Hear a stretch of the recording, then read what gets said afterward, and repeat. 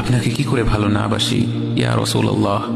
যখন আপনি আমাকে ভালোবেসেছেন সেই 1400 বছর আগে, যখন আপনি আমাকে মিস করতেন, আশা করতেন যেন আমার সাথে দেখা করতে পারেন, অথচ তখনও আমি জন্মই হইনি।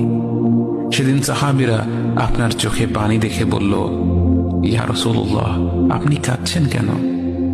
আপনি বললেন, আমার ভাইদের খুব দেখতে ইচ্ছা করছে। সাহাবীরা বললেন, আমরা কি আপনার ভাই নই ইয়া রাসূলুল্লাহ? আপনি বললেন, না, তোমরা আমার সাহাবী।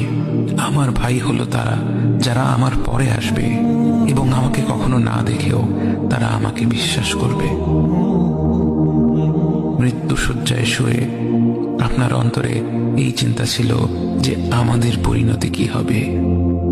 উম্মতি উম্মতি বলতে বলতে আপনি আপনার রবের নিকট ফিরে গিয়েছেন।